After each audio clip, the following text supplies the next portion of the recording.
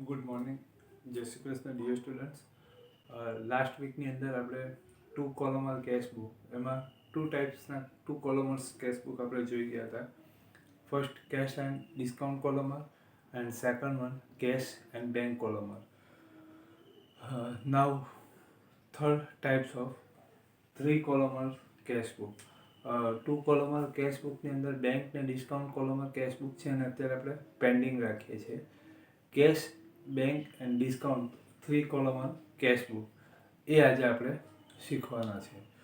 તો અહીંયા three columnar means cash, bank and discount.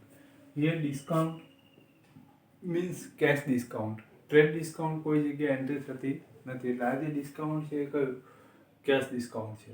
Okay, sorry, discount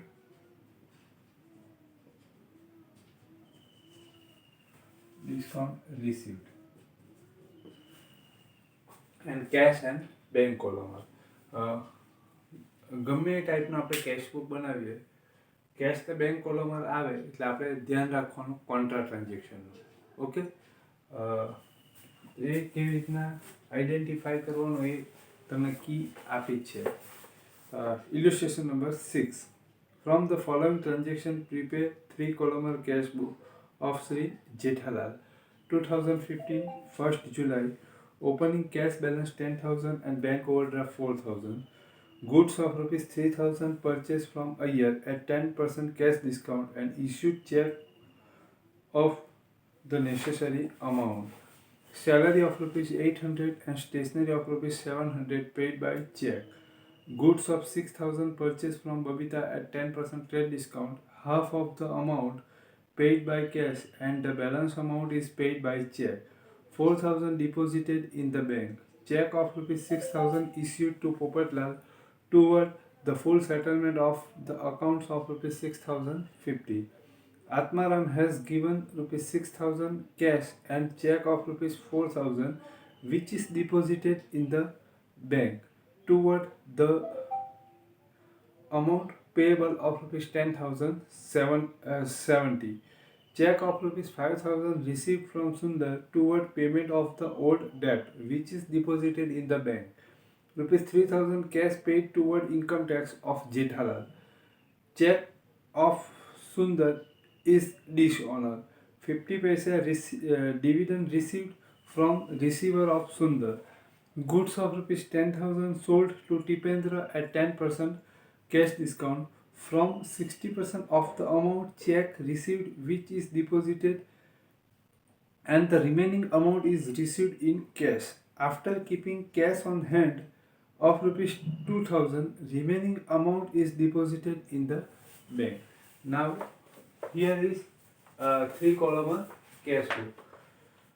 2015 July 1st opening balance છે એટલે લખી દઈએ 2015 July 1st to balance broke down. Cash column 10,000. Overdraft છે એટલે આપણે ક્રેડિટ સાઇડ. બેંક બેલેન્સ હોય તો ડેબિટ સાઇડ. ઓવરડ્રાફ્ટ છે એટલે credit side. July 1st.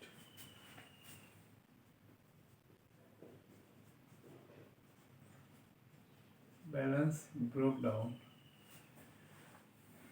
4,000. Goods of 3,000 purchased from a year at 10% cash discount and issued check the necessary amount. Okay, આપણે શું કરીએ છીએ? બાય કરીએ છીએ. ઓકે, તો આની ઇફેક્ટ શું થશે? ચેક આવ્યું ને એટલે first effect in purchase and second bank. Cash account is not affected so it is simple transaction. એટલે વન સાઇડ જ એન્ટ્રી થશે. કેશ આઉટ થશે એટલે credit side by purchase account. Cash discount છે એટલે એની એન્ટ્રી થશે 300. Balance amount 2,700 paid by check. Salary of 800 and stationery of rupees 700 paid by check. So first effect salary and stationery, and second bank. Cash account is not affected, so it is simple transaction. One side is entry thશે cash out from business, so credit side by salary account 800 by stationery account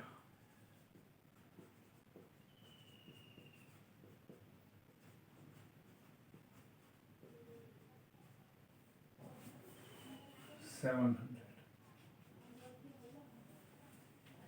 Goods of 6,000 purchased from Babita at 10% trade discount. Half of the amount paid by cash and the balance amount is paid by check. So first cash out from business.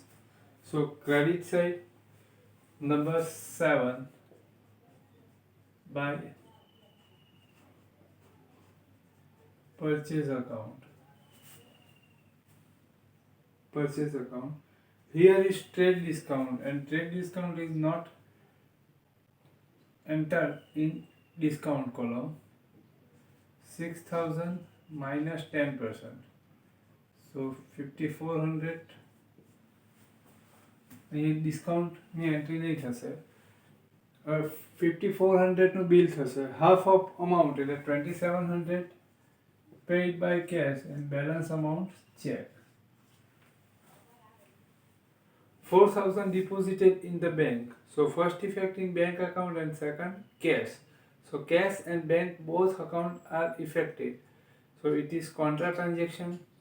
એટલે બંને side entry થશે. First of deposited in the bank. એટલે બેંકની અંદર deposit કરે એટલે બેંકની અંદર કેશ ઇન થશે એટલે ડેબિટ સાઈડ, અને કેશ બોક્સની અંદરથી કેશ આઉટ થશે એટલે credit side by bank account. And contra transaction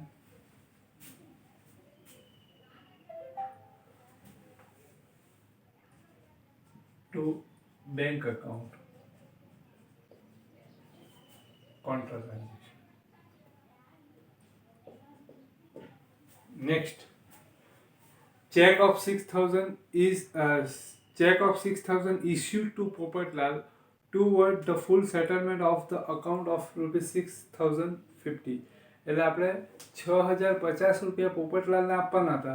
આપણે 6,000 રૂપિયાનો ચેક એને આપીને અકાઉન્ટ સેટલ કરી દીધું, એટલે ક્લોઝ કરી દીધું. એટલે 50 રૂપીસ શું થશે? ડિસ્કાઉન્ટ થશે.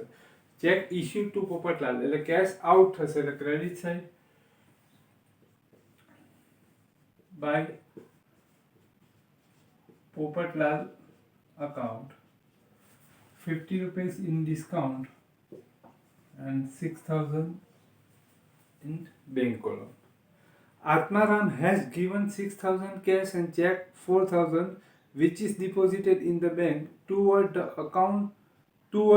amount payable rupees 10,070. એટલે આપણે આત્મારામે આપણને 10,070 રૂપિયા આપવાના હતા. એના માટે એને 6,000 rupees એટલે 6,000 રૂપિયા કેશથી આપ્યા અને 4,000 મીન્સ 4,000નો ચેક આપ્યો. બરાબર? એટલે total amount received from Atmaram rupees 10,000, 6,000 plus 4,000 toward the amount payable rupees 10,070. એટલે 10,070ની સામે આપણે 10,000 લીધા એટલે 70 rupees discount.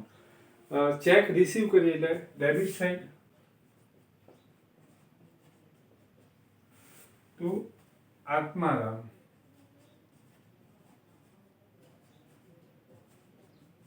₹70 discount. 6,000 received by cash and balance 4,000. Check of 5,000 received from Sundar toward payment of old debt which is deposited in the bank. એટલે સુંદર પાસેથી આપણે એનો જૂના પૈસા લેવાના હતા તેના માટે એની પાસેથી 5,000નો ચેક આપણે રિસીવ કરીએ છીએ જે બેંકમાં ડિપોઝિટ કરીએ છીએ. એટલે first effect in bank account and second Sundar. Simple transaction. One side જ એન્ટ્રી થશે check receive from Sundar. So income થશે એટલે debit side number 14. to Sundar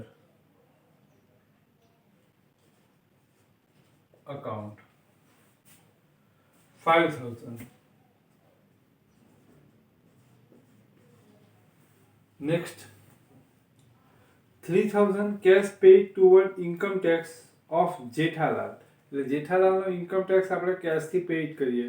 income tax is a personal expense and personal expense goes to drawing account. So income tax expense goes to drawing account and credit side of cash column by drawing account 3,000. Next, check of Sundar is dishonor. એટલે સુંદરનો check ડિસઓનર થયો. એટલે check receive કરેલો debit કરેલો તો ડિસઓનર થાય તો આપણે credit કરીએ.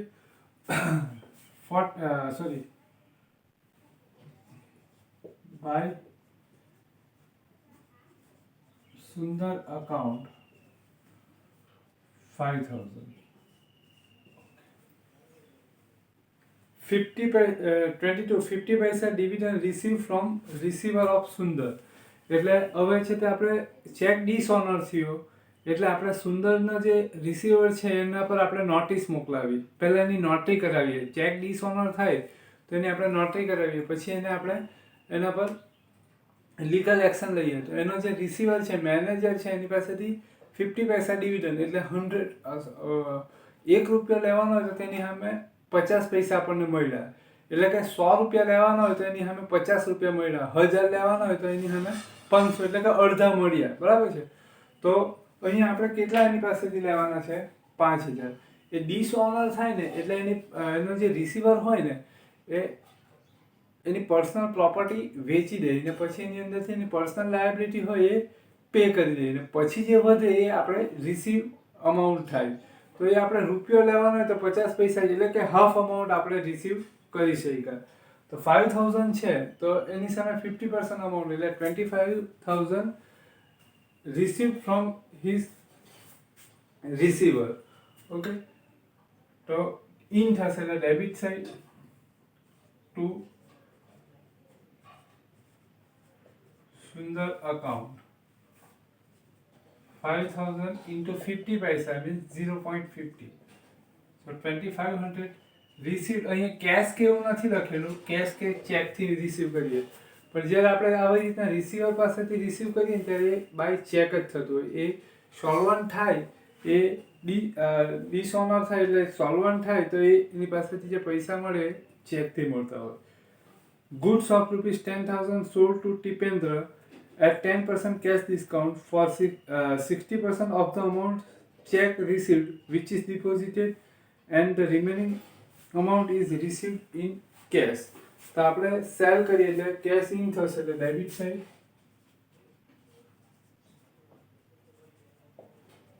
Here is cash discount 10,000 into 10% 1,000.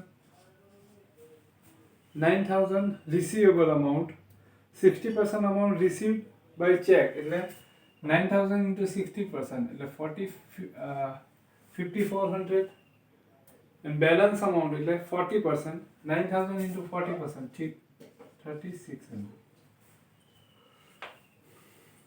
હવે બરાબર ધ્યાન રાખજો, આવો એડજસ્ટમેન્ટ એક્ઝામની અંદર નહીં આવે પણ છતાં પણ એક જનરલ બેઝિસ પર જ છે. 31st, after keeping cash on hand ₹2,000, remaining amount is deposited in the bank. એટલે end of the July month આપણે 2,000 rupees cash on hand એટલે 2,000 રૂપિયા આપણે ગલ્લામાં રાખી દીધા અને બાકીના જે છે એ બધા આપણે બેંકની અંદર ડિપોઝિટ કરી દીધા. બરાબર? જુદી રીતે સમજાવું. અત્યાર સુધી જે સમ કરી ગયા એ અને આમાં શું ડિફરન્સ છે? અત્યાર સુધી જે સમ કરી ગયા એની અંદર જે ડ્યુરિંગ ધ મંથ એટલે મહિના દરમિયાન જે ઇન્કમ થાય એ આપણે ડેબિટ થઈ લખીએ, જે પેઇડ કરીએ ક્રેડિટ થઈ લખીએ. End of the month income minus expense, આ જે ઇન્કમ રિસીવ કરેલી હોય એની અંદરથી એક્સપેન્સ માઇનસ કરી દઈએ. જે બેલેન્સ અમાઉન્ટ હોય એ નેક્સ્ટ મંથની અંદર આપણે કેરી ફોરવર્ડ કરી દઈએ. આમાં શું છે, જેટલી બેલેન્સ હોય એટલે બધું નેક્સ્ટ મંથમાં કેરી ફોરવર્ડ નથી કરવાનું. Only 2,000 rupees carry forward to the next month. And balance amount એટલે પછી જે વધે તે બધા આપણે બેંકની અંદર ડિપોઝિટ કરી દેવાના. બરાબર? સિમ્પલ બીજી રીતે સમજાવું તો અત્યાર સુધી જે સમ કરી ગયા એની અંદર એઝ્યુમ કરી લઈએ total debit side means income total 20,000 rupees હોય એન્ડ એક્સપેન્સ 15,000 રૂપીઝ હોય તો બેલેન્સ અમાઉન્ટ કેટલી થાય 5,000 એટલે 5,000 રૂપિયા બચે એ આપણે carry forward to the next month એટલે નેક્સ્ટ મંથની અંદર આપણે કેરી ફોરવર્ડ કરી દઈએ. બરાબર છે? આની અંદર શું છે 2,000 રૂપીઝ એટલે 2,000 રૂપિયા જ નેક્સ્ટ મંથની અંદર કેરી ફોરવર્ડ કરવાના છે એટલે કેશ ઓન હેન્ડ 2,000 રૂપિયા જ કેશ બોક્સમાં રહેવા દેવાના છે. બરાબર? જે કેશ બોક્સમાં હોય એ જ નેક્સ્ટ મંથની અંદર કેરી ફોરવર્ડ થતા હોય. બેલેન્સ બીજા જે રૂપિયા છે ઉપરના તે આપણે બેંકની અંદર ડિપોઝિટ કરી દેવાના. તો બીજા કેટલા રૂપિયા 3,000 જે બેંકમાં આપણે ડિપોઝિટ કરી દેવાના. બરાબર છે? તો અત્યારે જે આપણે વાત કરી ગયા એને આપણે એકદમ જે રીતે વાત કરી ગયા તે રીતે પણ એક્સપ્લેન કરી શકીએ. બીજી રીતે એક્સપ્લેન કરવું હોય તો આપણે શું થાય કે ઇન્કમમાંથી એક્સપેન્સ માઇનસ કરીને એ બધું કરીએ એના કરતાં પહેલાં ગલ્લામાંથી 2,000 રૂપિયા કાઢી લઈએ પછી જેટલા બધા વધે એટલા બધા બેંકમાં ભરી દઈએ. બરાબર છે? એટલે 2,000 રૂપિયા કાઢી લીધા 15,000 રૂપિયા તો આપણે ખર્ચેલા છે એટલે 17,000 20,000 ઇન્કમ છે એટલે 3,000 રૂપિયા બેંકમાં ભરી દઈએ. બરાબર? તો એ જ રીતે આપણે કરીએ 31st જે નેક્સ્ટ મંથની અંદર કેરી ફોરવર્ડ કરવાના છે તે આપણે કરી દઈએ પહેલા balance carry forward to the next month 2,000. બરાબર? હવે આપણે શું કરીએ ક્લોઝિંગ કરી દઈએ. બરાબર? આ ઇન્કમ છે એની અંદરથી એક્સપેન્સ બધા માઇનસ કરી દઈએ. જે બેલેન્સ અમાઉન્ટ હશે કેરી ફોરવર્ડ કરવાની જે નેક્સ્ટ મંથની અંદર કેરી ફોરવર્ડ કરવાની એ તો અમાઉન્ટ આપણે કાઢી જ લીધી એટલે હવે જે બેલેન્સ આવશે તે બધું આપણે શું કરવાનું બેંકમાં ડિપોઝિટ કરી દેવાનું. Debit side total 19,600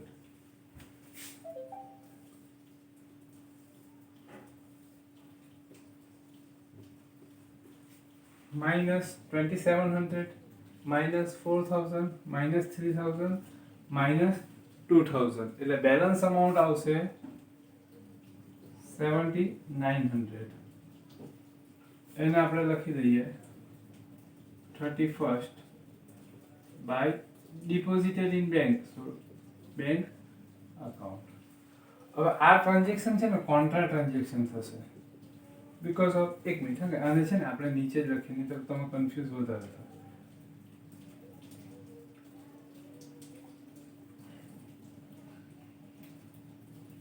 First by balance carry forward 2,000. Okay. 19,000 માંથી total income છે during the month minus expense one by one 2,700 4,000 3,000 and 2,000 balance જે રાખવાનું છે એ એટલે after 7,900 remaining balance deposited in bank by bank account.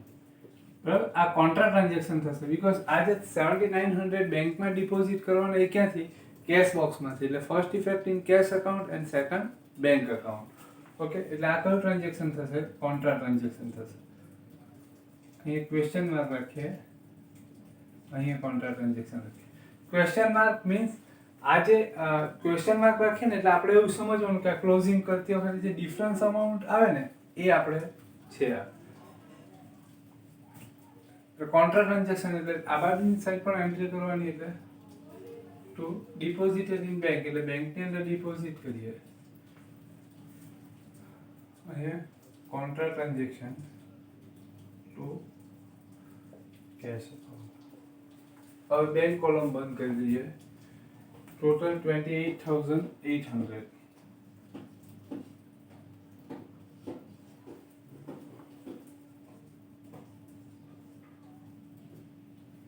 Balance 6,900 by balance carry forward. હવે આ છે ને બે વખત લખ્યું તમે અહીંયા બાજુમાં અહીંયા લખી દો તો પણ ચાલે, પણ આ 2 વખત એટલા માટે લખ્યું કે આ તમને ખ્યાલ હોય કે આ બેલેન્સ જે કેરી ફોરવર્ડ કરેલું છે એ સમની અંદર ડાયરેક્ટ મેન્શન છે, જ્યારે આપણે ક્લોઝિંગ ટાઈમે આપણે આને ફાઇન્ડ કરેલું છે, એ ધ્યાનમાં રહે એટલા માટે. ડિસ્કાઉન્ટ 350 1070.